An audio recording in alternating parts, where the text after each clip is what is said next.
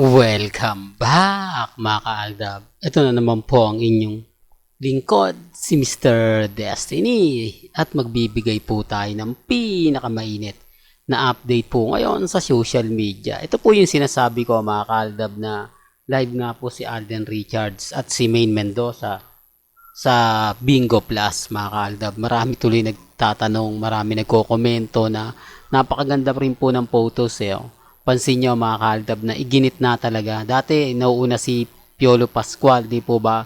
Tapos si Alden Richards, si Maine Mendoza. Ngayon inilagay sa dulo talaga. Dito pa lang ramdam nyo na may hindi po pwede talagang pagdikitin, no? Natatawa nga po ako sa mga komento po Halatang halata. Pero okay lang yan. Sabi ko nga po sa inyo, masaya na po tayo sa mga nangyayari at nagaganap. At ito naman po yung pinaka-mainit na balita ngayon sa 24 oras, chika minute, di po ba? Ganyan po kapopular si Alden, tapos sasabihin nila na hindi daw po na balita. Alam nyo sa totoo lang po, kapag may mga update po, lalo na po kay Alden, di tayo nagpapahuli. Hindi tayo kumbaga laging huli na sinasabi nila. Hindi po, wag po kayo maniniwala. Updated po si Mr. Destiny, kaya nga po ako nababas paminsan-minsan kasi akala nila yung mga binabalita ko hindi totoo. Yung binabalita ko walang katotohanan kasi hindi naman agad-agad nila nakikita Yan yung pagkakaiba sa updated sa wala pa. Kasi pag nag-post, lalo na po yung alam natin na malapit kay Alden, alam natin na yung mga kaganapan. Kasi pagdating po kay Alden, marami po tayong update. Di po ba? Lalo na po. Kasi Alden fanatics din po ako at Maine fanatics din ako. Nandun ako sa point ng mas may grupo ng mga Alden Knights, Alden UAE, Alden. Kumbaga, lahat ng membro ni Alden Richards sa Calamba, Laguna, sa Santa Rosa, Laguna, lahat po yan, updated ako dyan. Mas ano ko po, kasabi ko nga po sa inyo, hindi naman po lahat yan galit sa Aldab. Hindi naman po yan lahat galit kay Mengay. Yung iba po kasi dyan nakasama po din natin. Yung iba po dyan talagang since 2010, Alden na sila. Dahil taga Santa Rosa, Laguna nga po yung iba, taga Nubali, di po ba? Kaya sabi ko sa inyo, may mga bagay-bagay po na masaya po ako dahil nakakasama. Hindi lang po alam ng iba. Nagagalit sila. Bakit ganon si Mr. Destiny? Mga post niya, mga Alden fanatics. Sabi ko nga po sa inyo, ako yung nagiging dami. Ako yung nagtatanong. Ako yung nagsasabi kung ano nga po ba yung pinaka-latest. Ako nga po yung nagtatanong na ito na nga po pala yung update. Di po ba? Kaya minsan nababash ako dahil sinasabi nila na maka-Alden fanatics ako. Di po ba? Gaya nga po ng in-update natin, mainit-init pa, hindi alam ng iba, uy, pinost yun, ang ibig kong sabihin, may marami nagre-react, hindi Mr. Destiny, updated din kami. Oo, nandun na tayo. Alam ko updated po kayo. Ang problema lang po, kapag ka nag-post kasi ako, hindi naman po lagi na, pag may nag-post, hindi nyo naman agad-agad lagi nakikita. Kasi nga po, pag nagbukas kayo, pag nag-scroll po, nasa ilalim na siya, hindi nyo agad-agad nakikita. Hindi po katulad ko na updated po ako. Pag may nakita po ako sa cellphone, matik na yan, may yung nagtot-notif sa akin. Kumbaga, lalo na po kapag Alden Richards ang pinag-uusapan. Yun ang sinasabi ko, yun ang pinupunto ko, na hindi po nila gaanong nagegets at hindi po nila naiintindihan. Di po ba? Tapos ito, yung post ni Mengay sa Instagram. Siyempre kuha na po natin agad-agad yan. Di po ba? Napaka-dalang naman kasi mag-post ni Mengay pagka Sunday.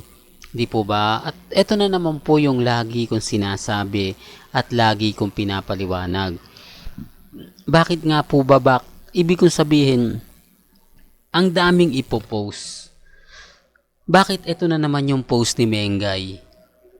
Eat Bulaga. Hindi po ba? Pag sinasabi ko to, maraming apektado, maraming galit na galit. Nako, yan na naman.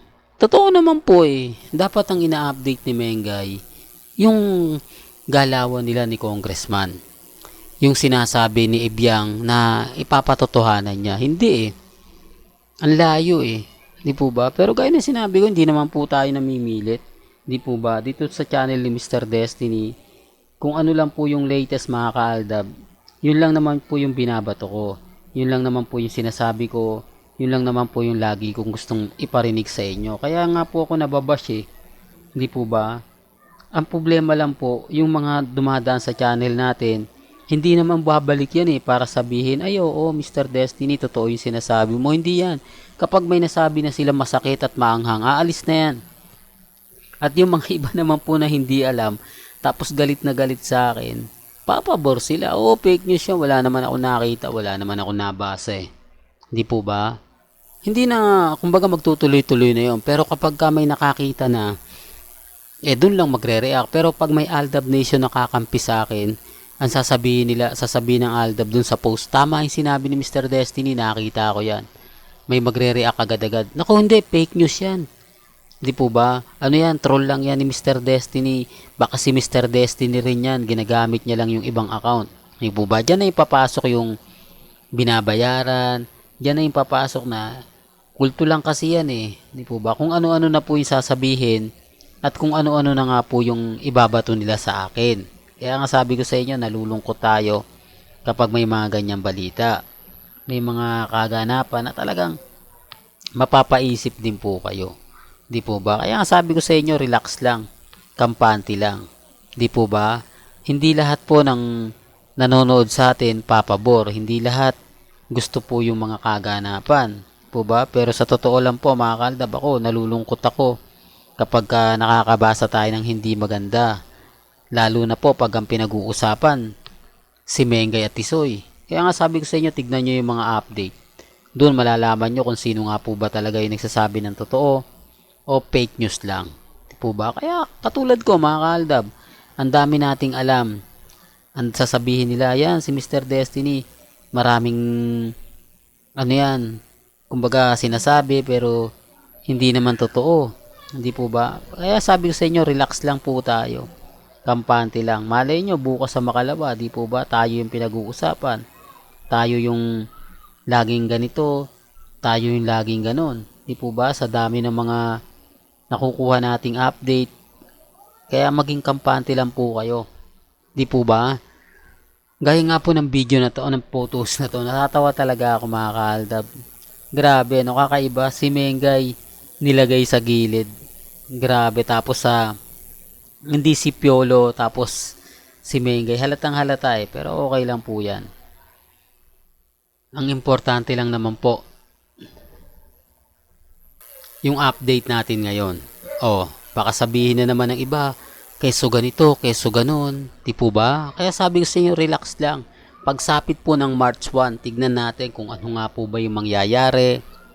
Kung ano nga po bang mapapakita natin o mapapanood natin, kung galawang bang ganito, galawang bang ganon. Di po ba? Sigurado marami na naman magbibigti sa puno ng kamatis nito. Sasabihin nila, naku, ayan na naman ang mga Delulu fans porket nagsama si Mengay at si Alden. Di po ba? Yun ang ramdam ko mga kaaldab, yun ang ibabato nila. Ramdam ko yun ang sasabihin po nila. Kasi hindi naman po tayo pinanganak lang kahapon para hindi natin maramdaman yung presensya. Yung nga lang sabi ko, ang dami na nag-react eh. Ang dami na nag-komento. Hindi, fake news daw. Wala naman pong problema. Hindi naman po ako namimilit. Basta sa akin mga kaaldab, kung ano lang po yung latest, kung ano lang po yung trending, kung ano po yung post ni Alden sa Instagram, kung anong post ni Mengay sa Instagram, dun lang po tayo. Hindi po ba? Kaya relax lang po kayo, maging kampante, maging matatag. Hindi po ba? Well, hanggang dito na lang po ang ating latest updates. Kaya kung gusto nyo pa po ng pinaka-latest at sariwang update, abay tumutok lang po kayo dito po sa channel ni Mr. Destiny para updated po kayo sa mga latest at sa mga bagong video po na ilalabas po natin maya-maya lang. Kaya kung bago ka lang sa channel na to at isa kang true-blooded Aldab Nation na nagmamahal kina Mengay at Tisoy, tama po ang channel na pinuntahan mo, kaya consider na po kitang bagong subscriber. At huwag mong kalimutang i-share ang mga video po natin sa mga mami, sa mga titas, at sa mga senyor. Hanggang sa muli, salamat po sa panonood at pakikinig.